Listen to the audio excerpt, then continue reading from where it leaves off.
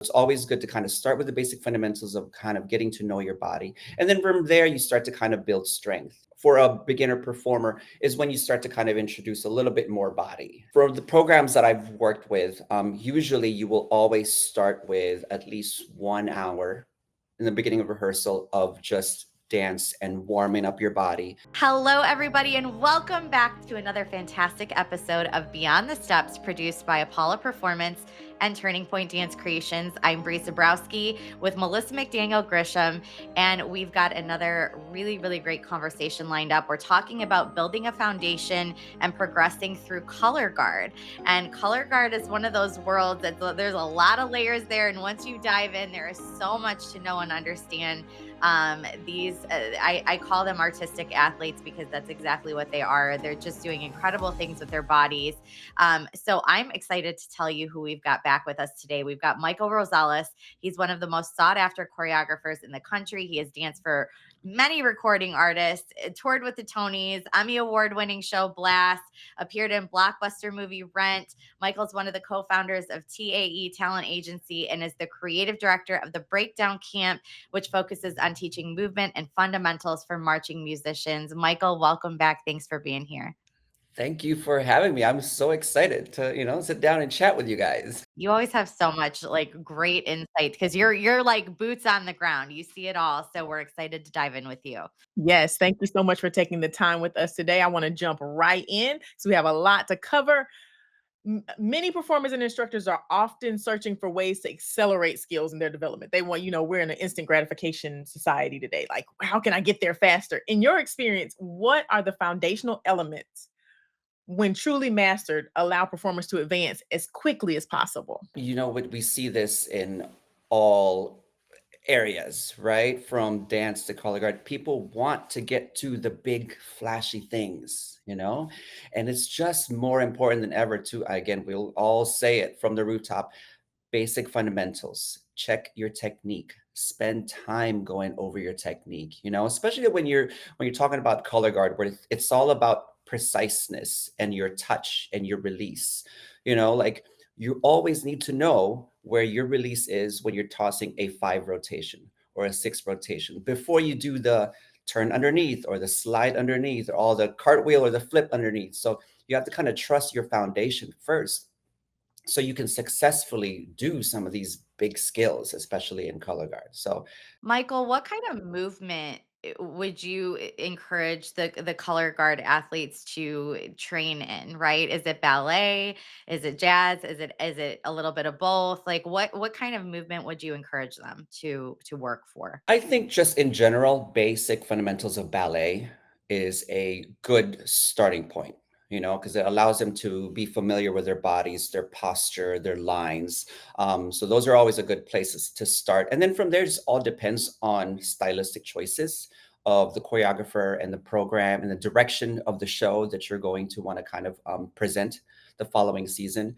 But for the most part, we spend a lot of time on basic fundamentals of ballet. We introduce basic fundamentals of jazz, especially when we're doing stuff across the floor and we're traveling and we're starting to incorporate like leaps and jumps. So that becomes a little bit more on the jazz and the more advanced starts to get into more the contemporary stuff. And then when you start to do like more stylistic type of shows, then maybe we incorporate a little bit of hip hop or a little bit of Latin or it's all that. Is there a focus more on the upper or lower half of the body, or would you say it's even? Like when you're judging and you're looking at color guard performances, are you looking at both? You're looking at the feet, you're looking at the hands, you're looking at the body, the carriage, the body placement. Oh yeah, yeah.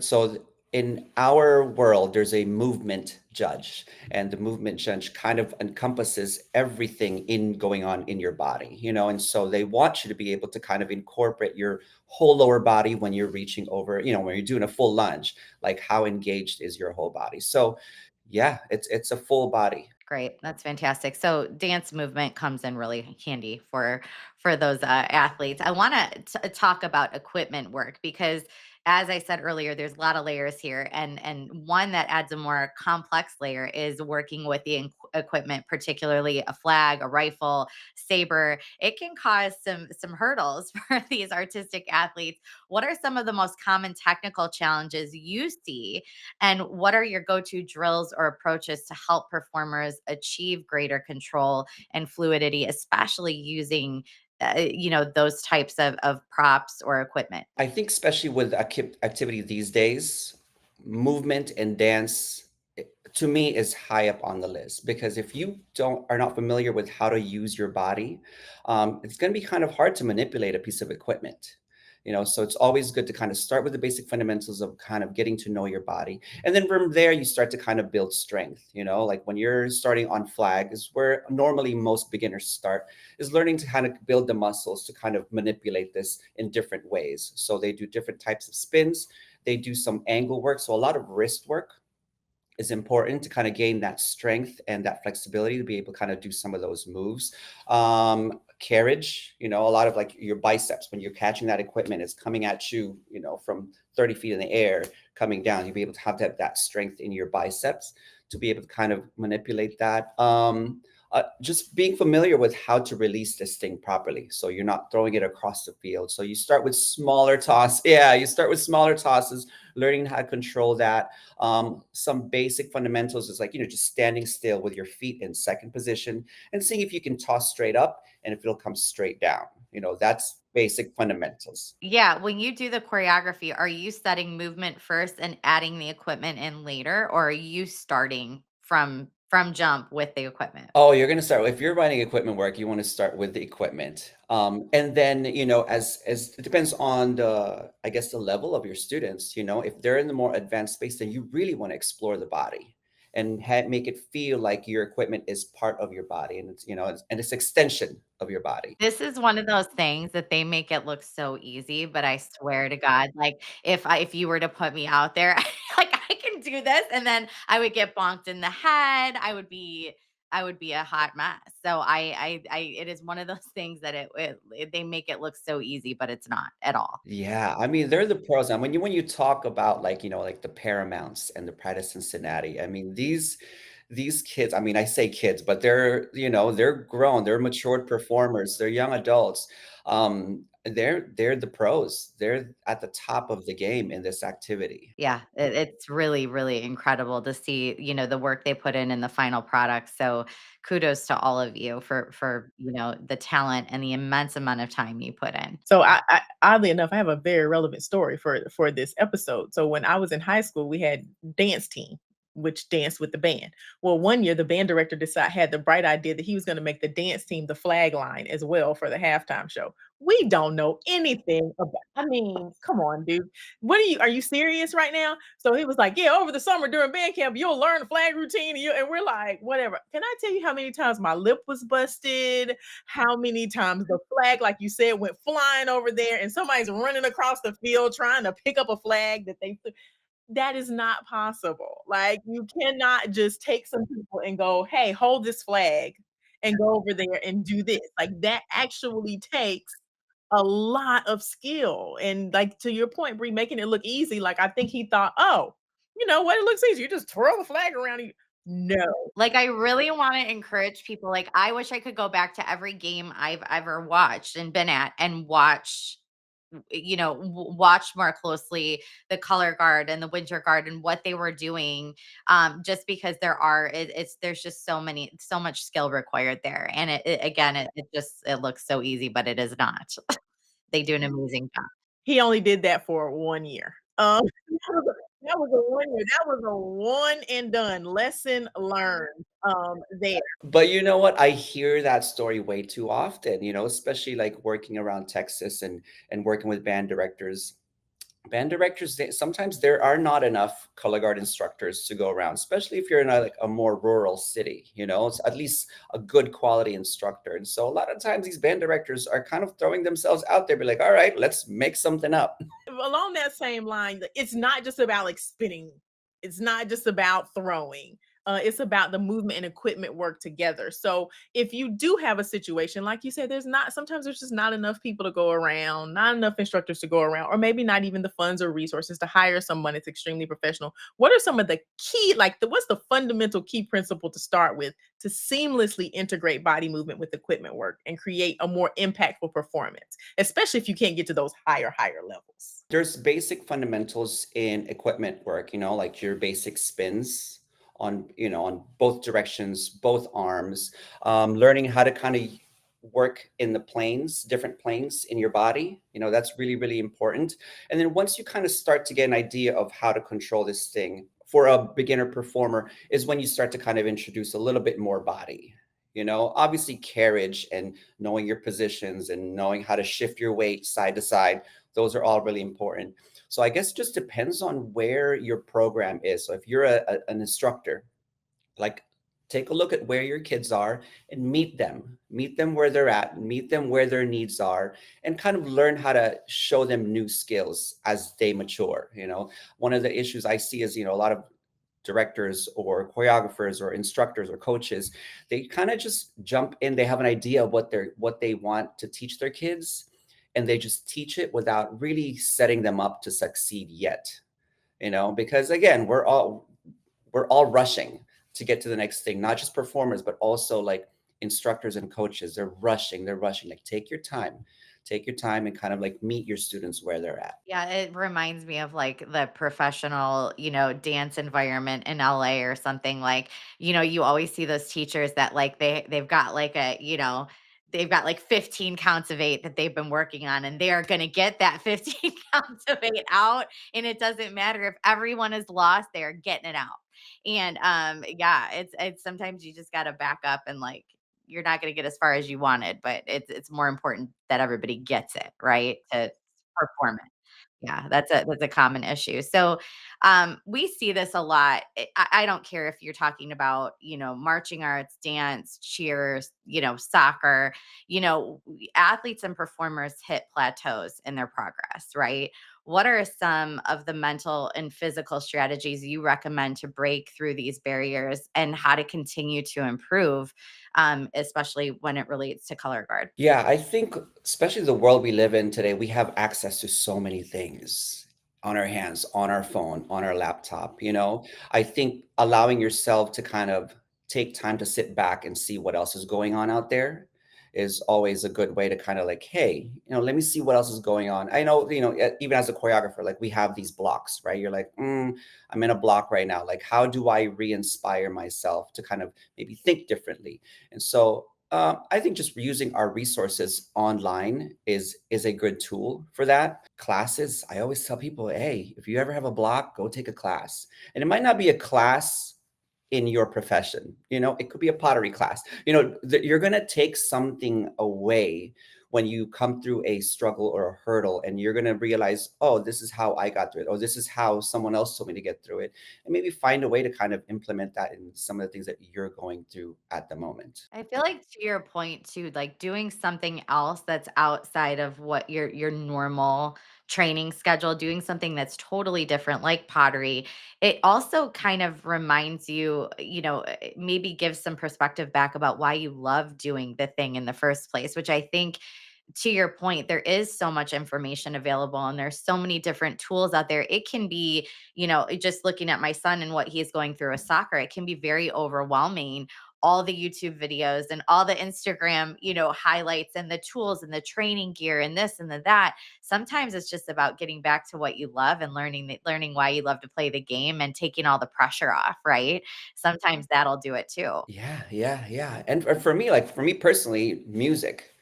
If I listen to different genres of music, that makes me move differently. That all of a sudden I'm thinking from a different space. Now, if I just use a different form of music, a different genre of music to kind of start a phrase, I can come back to the music I'm supposed to be working on and be like, oh, I have a different perspective now.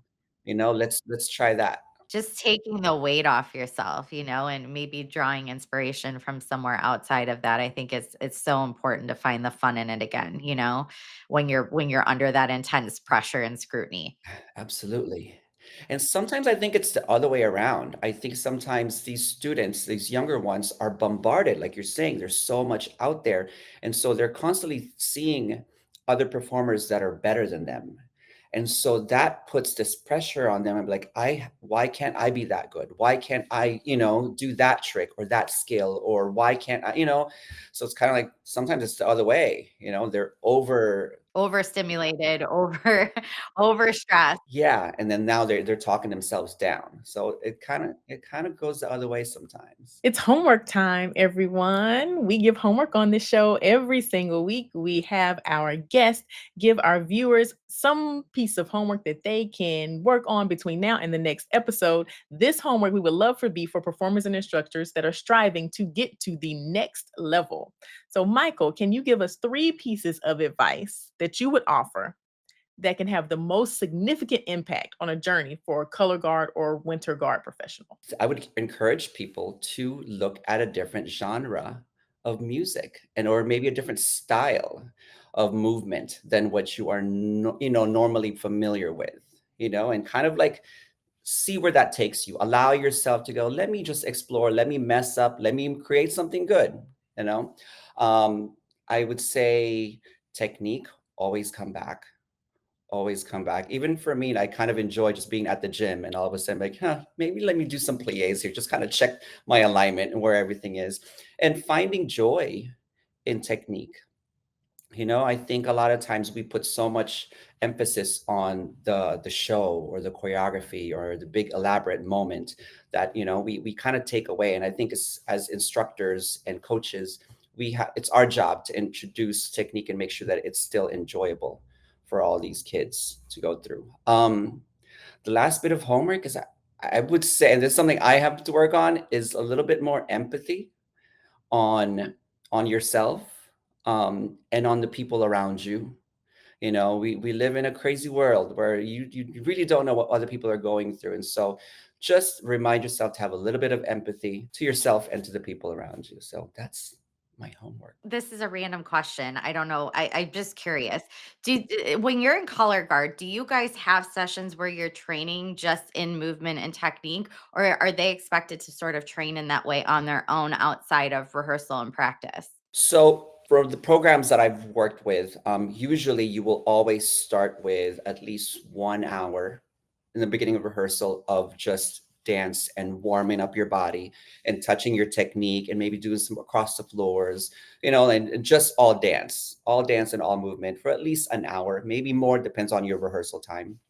And then from there, you'll get a little break, and then they'll switch over to equipment basics, which they'll stand in a block, in a file, and they will do their basic spins and kind of check their technique. These are all you usually want to incorporate this like during like summer camp season, before you have choreography for your show. So you want to take advantage of early season and doing these basics and getting them in a routine. And then from there, you start to kind of marry the worlds together. Yeah, I was just curious. I've never asked that before, so I was just curious. But Michael gave so much great homework today. Three major things to think about, and we have the same homework each and every single week. It is to take the Free Steps Initiative course. Every module in this course was curated by experts in their field, and we're going to touch on things from racism and gender inequity to sex abuse and prevention, nutrition, psychology, and of course, medicine and science. It's a go at your own pace type of situation, so anyone can take it, from teachers and coaches to athletes and performers and even parents. We're going to give you evidence-based research and resources for you to dive deeper into these topics on your own, because when you know better, you do better. So click that link. And Michael, for everybody out there watching, I know you do a lot of different things. You travel all over, the country and the world, doing choreography and working with these artistic athletes. How can people get in touch with you, consult with you, or book you? I know you're really busy and probably don't have that many openings, but anyway, just let the people know. There's always space. I am on Instagram, Facebook, TikTok. m.rosales007 is my Instagram handle. I also have a camp called the Breakdown Camp. You can find that on Instagram, Facebook, on TikTok, and it's a movement camp geared towards marching band members and musicians, because movement is everything right now. And I think people are realizing it's a great tool for all these young adults to kind of have in their back pocket. Now for the breakdown camp, is that just in the summer? Is it one time or is it multiple locations? We have multiple locations around the country. We have, I think, this summer 4 camps throughout Texas. We're going to be in Indianapolis this year. We're looking at Tennessee. We're looking at New Jersey. We're going to do one in California and possibly in Georgia. So make sure you check out the Breakdown Camp. Check out Michael on Instagram, Facebook, TikTok. It's m.rosales007. Yes, that's what it was. Just making sure I had it right. I actually did get it right. I can't believe it. Thank you so much for being with us. Thank you, everyone, for sticking with us through this episode. We got some great information. I'm Melissa McDaniel Grisham here with Bree Zabrowski signing off. Thank you, Michael, so much again for chatting with us today. And thank you, everybody who's viewing, for joining us for another episode of Beyond the Steps. You can find this episode and all of our other episodes on YouTube and Facebook at Apolla Performance and at TP Dance Creations. Be sure to subscribe, like, comment, and share. Next week, we're going to have a new episode with Kara Dixon from Relative Motion Experience. We hope you join us. Until then, please continue your journey beyond the steps. See you next week.